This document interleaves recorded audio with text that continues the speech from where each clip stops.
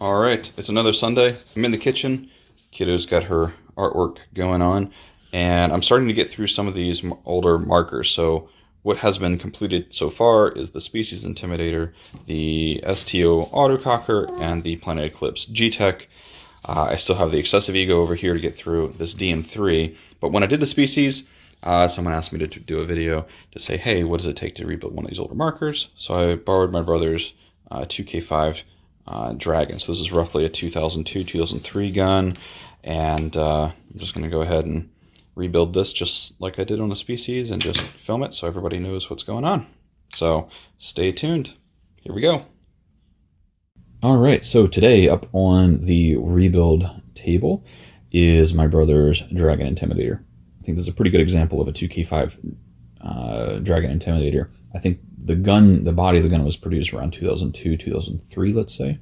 Then the more modern ergos, so to speak, came when the darker black section was kind of from like an alias Intimidator. It was what they call 2K5 in it, so basically just bringing it up to modern standards from a board and ergo perspective. So anyway, I'm basically splitting the shell in half right now. You would have to do this if you had to replace the battery. You take off the first grip. That lets you get to all the fasteners to basically remove the clamshell. Inside of here, there's only one screw really holding down the board, which I'm going to remove here in just a second. And then the two major frame screws that go into the body, you end up pulling those off as well. And that's what basically separates the lower half from the upper half. Now you have to be very careful. There are eye wires and little hoses and things like that, so just be very cautious. Some of the stuff's kind of old at this point. I think there's a Humphrey solenoid too, which is, I think Intimidators use that same basically industrial spec solenoid for probably well over a decade. Those little hoses, I noticed on this one, one was actually completely kinked off. It's kind of makes me wonder why. Maybe the gun was not working very well the last time it was shot, but the rearmost hose for the ram completely kinked. So it ended up being a little bit of a pain in the butt, and I had to cut the hose a little bit shorter and route it slightly different. Just one of those things, older guns, you had problems with. Got to tug on those things a little bit too to get them apart. So there's the body of the gun. I'm going to pull the regulator off. Right now I'm just going to take if you're really delicate, you can do it with just needle nose pliers. There's 3 barbs that you need to remove. One from the front block assembly like I'm doing right now. And the other 2 are going to be in the ram sleeve itself, which is the long cylindrical tube that runs in the bottom or the lower half of the main body. There's one main fastener that holds the assembly together, meaning where the low pressure and high pressure rigs screw into the body of the gun. So once I get this barb out, just like that, really small, you have to be very delicate. Then you take this one screw out here, and you'll be able to slide the whole thing apart. Inside of there is the poppet and the spring, so there's the spring. Going to pull the bolt out. There's a hybrid adjustable ram cap on the back side of it, and then the ram itself, which is a kind of a stainless piece. Just Rivers papers here for a second. Okay. Now we still have those 2 barbs we have to remove. So again, just a quarter turn with a needle nose pliers, and usually they come free. One in the back. So the ram's actuated by the solenoid. So you apply pressure one side, it moves the bolt and ram assembly backwards. You apply pressure the other side. It obviously drives the ram into the poppet, which fires the paintball as well as closes the bolt all in one motion. There's the poppet itself. So it's a nylon and stainless piece. Slide the major of the lower assembly of the ram tube out. This was kind of dirty and gunky, so I spent quite a bit of time just cleaning it. There was one set screw that the video is moving very fast. There is one set screw you have to watch about, just make sure you keep track of, but that holds the actual lower tube assembly into the lower half of the body of the gun. 2 O-rings on the front, just pop those off with a pick. And I got an Intimidator rebuild kit some years ago. You're going to see a whole bunch of different colored O-rings that are supposed to be, color matched, so you can rebuild it easily and things like that. I've heard bad things about those kits. Again, it was something I had in my drawer, and I didn't feel like I needed to go buy some special kit for. Typically, the all black kits, or even just one large set of O-rings, should be, what you use. But these guys online right now are making it pretty easy to rebuild some of these guns, just because they have a pre-packaged kit with the right number of O-rings, the right sizes, so you don't have to really think about it, which is what that kit was. So you'll see that me dump that out here on the table here in just a minute. Again, Q-tips are your friend. You've really got to swab and get all the old grease. So I'm looking at grease that's probably 10 plus years old at this point. And yeah, there's the O-ring kit there. I use Dow 55, which swells O-ring slightly. So you got to be very careful where you use it versus Dow 33. So there's two different lubricants being used. So Dow 55 is getting used on the front of the ram sleeve here. And looks like I'm just cleaning some more stuff inside the gun. Again, it was just kind of gunky for however many years. You slide that in like so. There's the set screw that I was talking about. You have to put back, tighten that down. Again, there's two O-rings on the very front of this as well. Again, I used Dow 55 to lubricate those, just again for the sealing properties later on. Trying to get all that old 10-year-old grease out of there. Rubbing alcohol honestly would be the best thing. I should have got some for this, but I just didn't have any in the house. So in my hand, the black part is a low pressure reg and a volumizer. So when I was running the Intimidators, and I think Pat had pretty much the same experience with his, using a volumizer on the front really helped consistency of the shot, so the air had time to basically, when you took one or a string of shots, you didn't deplete the volume and have to work the regulator so bad, and it made be really responsive. So this made basically the regulators able to creep and gain pressure slowly over time. And there's just one major regulator O-ring right there on the inside, just aluminum piece. It's got a black little O-ring on it. The front regulators, depending on the Intimidator that you have or the aftermarket parts. For example, the Species has a hybrid, which is a little bit different design. I think this one's factory, or it mimics the Bob Long's factory setup. Lubricate that one with Dow 33. Slide it back into the front. There's a spring and a plate. And that spring is how you adjust the regulator. So that screws onto the volumizer. There's one major set screw that goes into the front right there. Pretty simple stuff. In between the volumizer and the regulator, in between the volumizer and the actual front block of the marker, there are some larger O-rings that could be lubricated or replaced. Typically, I've never seen them really go bad, but you definitely want to throw a little bit of Dow 33 on those. I'm using Dow 55 on these guys, like I said before. That's going to slide right into the front. The poppet, I did not have another spare O-ring for the poppet, so I left the factory one on there and just relubed it with some Dow 33. So that slides right down in the front of the tube. There's a spring that sits in there with it. And that guy, again, slides right on top. It's fairly simple. Again, most modern guns, they use a little bit less parts, I find. They're just, I guess there's just a little bit of an old architecture for some of these older markers. Okay, so there's your little barb for the front block. Trying to get that guy. And it's a little bit of a trick because you've got to sneak it past the actual set screw that holds the front block on. So again, to be very, very careful. There's another one for the front ram. And there's this guy. And I fought this one for a minute, and then I realized the trick. Sometimes you have to take the ram sleeve set screw out or loosen it up, because the holes in the body and the holes in the ram lower tube don't exactly align, so it makes it a little bit difficult. So yeah, you just loosen the set screw up, then you push with your finger on the ram, then you can kind of get to the barb where it needs to be. Then you come back and tighten up the set screw. Pretty simple stuff. I know the movie it's going by pretty quick, but you'll figure it out. The ram itself just has two O-rings, the front one and the rear one. The rear one's bigger than the front one. And Dow 33 for these guys, and I put a pretty healthy amount, honestly. on the ram. Knowing that the the ram sleeve and the tube is all completely clean and dry, it's going to use it's going to use a little bit of grease up just by lubricating the surfaces. All right. So there's the bolt goes in, slides in, and it clicks into place with the ram, and you know it's sitting right if you can take the bolt and kind of push on it. You can feel the poppet moving with that spring, so you know you have it seated in the right spot. So here's the solenoid, and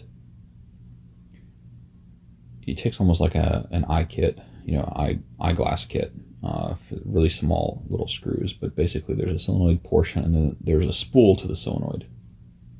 And that spool has, I think, 5 O-rings on it that are very, very, very small. And I really wanted to get in there and just check it out, see if anything had dried up, or there's anything blocking it, or debris had gotten in it, or anything like that. This one was pretty clean, but you can see I pull that little spool out right there. Very, very small. And again, Q-tip is great. Be careful getting the fibers of a Q-tip. These are kind of cheap Q-tips, but those fibers can kind of mess with the spool as well. Okay, a little bit of dowel 33. Slide the spool back in. There's some end caps you got to put on. Just make sure they're faced the right way. They're kind of cupped. And okay. So, yep. There's the back cap going on now. So now the spool's contained, and the solenoid gets kind of screwed into that aluminum segment. It's pretty simple. It's just a lot of really small pieces. There's springs, small little O-rings, and things like that you have to be very careful of. But pretty simple. All right. So be careful we're using the same hoses. Again, if I had a full roll of brand new line, I would have just put new hoses in the gun, but I didn't. So I had to reuse the old ones. The rear line was the one that was king, so I ended up cutting that about a 1/2 inch shorter, and then having to kind of fight to get it on that rear barb with a set of needle nose. You kind of slide it up, and then just the taper of the barb fitting would just make it squirt back off. Kind of a pain in the butt. The solenoid has a little pocket in the lower frame that it sits in. You'll see it just from the milling on the inside. Connecting the eye wire harness, things like that. Kind of getting everything sandwiched up and ready to go. Starting those lower 2 major frame screws to really kind of help line everything up and get wires and hoses and things like that to kind of sit in the right spot. I took the trigger guard off because it's actually easier to get to some of the screws and things like that with the trigger guard off, and it takes 2 seconds. If you have like a ball ended Allen wrench, it makes it a little bit easier. Here goes the board, so that's the solenoid harness right there, and then there's the eye harness that clips into the back right above the trigger pivot. So you kind of sandwich everything down. There's one little screw again to put right back in there.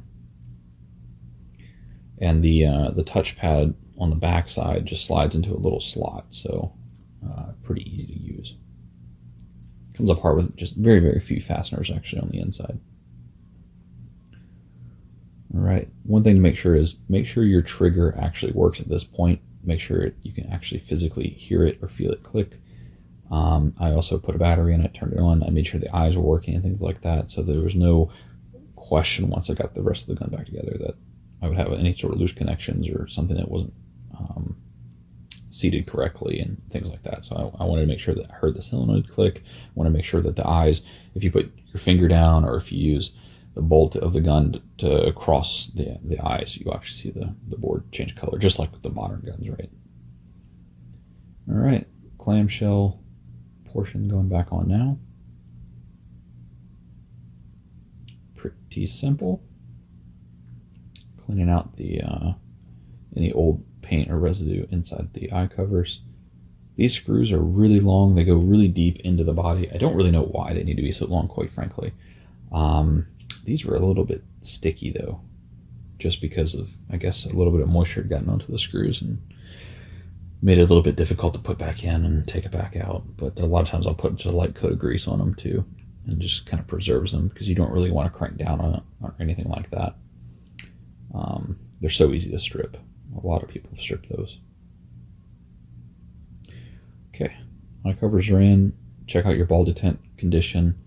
I didn't have any ball detent, so I would have put new ones in this one as well, but just didn't have any.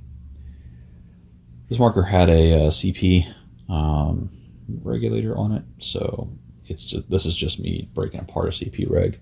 I've only done this a couple times, so it took me a minute to figure out what to do, but it's a little bit different style than the factory one. So the factory oblong regulators are really simple. It's just one seam, really just one O-ring to worry about, and a small Schrader valve. This guy here is completely different. So it breaks apart in 2 or 3 different places. And it's got probably 5 or 6 different O-rings on the inside. And then it has, instead of a spring, it has bevel washers. And the spring stack and the way you put it back together is absolutely critical. So I've got the spring stack sitting here, and I made reference to in this little video of what the order should be. I was actually very, very surprised how dirty the inside of this regulator was. I think I even saw some corrosion on some of the spring steel parts.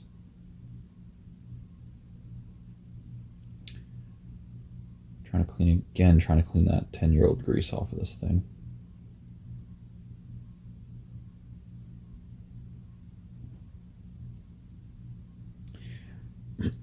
So this is one of those little CP rebuild kits. I'm using Dow 33 on all of this. No sense in using Dow 55 because it creates a lot of extra drag and the regulators don't really quite function as well as they could.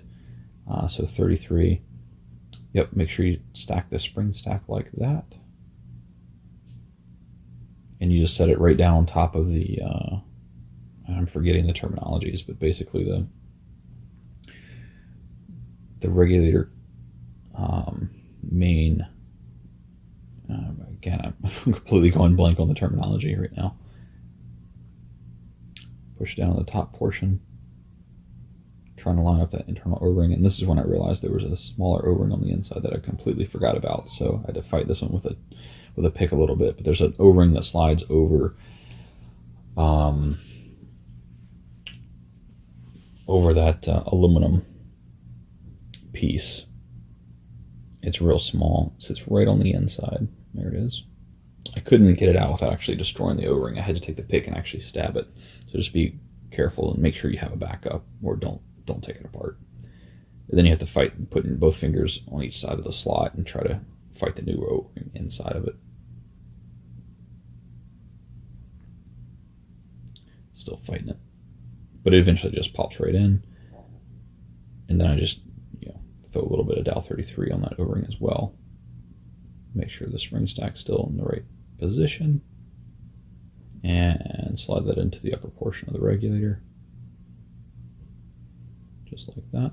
And it should protrude, let's say less than 1/8 of an inch, so 1 to 2 millimeters, something like that. And that's what sits down on top of the seat of the regulator when you reinstall everything. There's other demos online that are much better for how to take apart and rebuild a CP regulator.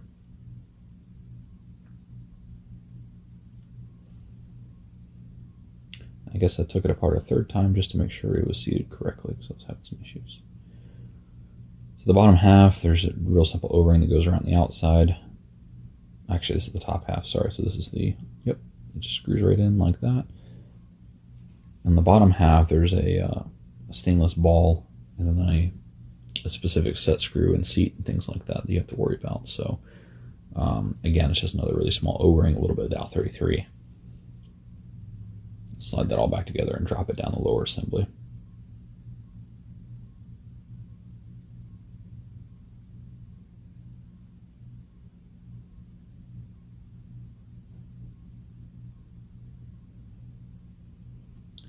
Just like that. And the set screw basically actuates the ball, and the ball pushes up on the spring stack, and that's how you get that balance pressure on each side of the diaphragm in the CP rig.